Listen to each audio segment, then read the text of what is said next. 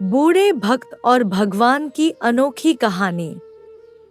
में दो तरह के लोग होते हैं, एक भगवान में आस्था रखने वाले और यानी कि आस्तिक, और आस्था नहीं रखने वाले यानी कि नास्तिक। ये कहानी आस्था रखने वाले लोगों को ज्यादा पसंद आएगी।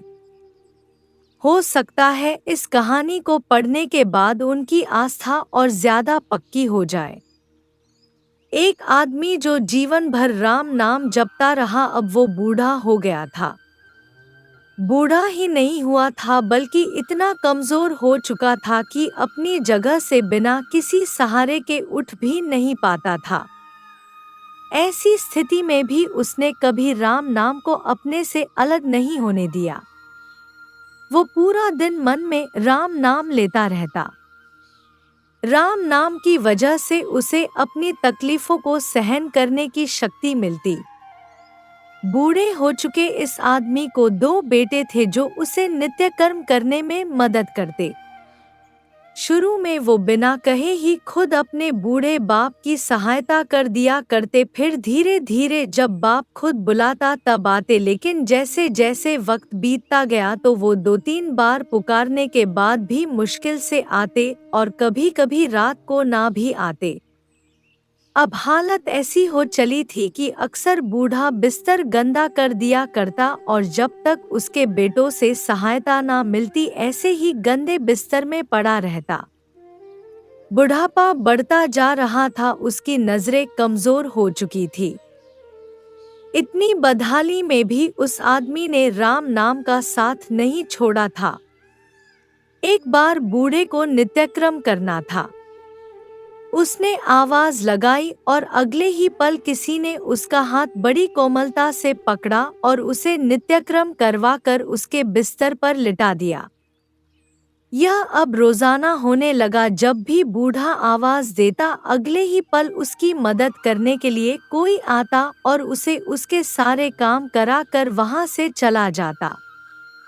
नजर कमजोर हो चुकी थी, देखकर बूढ़ा उसे पहचान नहीं पाता था, लेकिन बूढ़ा जानता था कि यह उसके बेटे नहीं हो सकते और वह स्पर्श भी उनके बेटों का नहीं था।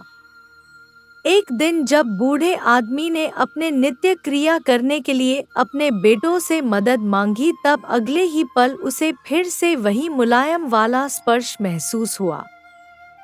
सारा काम खत्म करने के बाद बूढ़े आदमी ने उस व्यक्ति का हाथ पकड़ लिया और उससे पूछा, सच सच बताओ, आखिर तुम हो कौन? तुम मेरे बेटे तो नहीं हो सकते। बूढ़े के सवाल के साथ उसके कमरे में बहुत तेज रोशनी हुई और प्रभु ने अपने दिव्य अवतार में वहां पर दर्शन दिए। किसी भी वस्तु को बड़ी मुश्किल से देख पाता था, वही बूढ़ा भगवान के दिव्य रूप को स्पष्ट रूप से देखने में समर्थ हो गया। जिस भगवान का नाम वह पूरा जीवन लेता रहा, उसे अपने पास पाकर बूढ़ा उनके चरणों में गिर पड़ा और बोला, भगवान मैं धन्य हो गया जो आपने मुझे साक्षात दर्शन दिए। लेकिन भगवान मैं बहुत शर्मिंदा हूँ क्योंकि मैंने आपसे मेरे नित्यक्रम करवाए।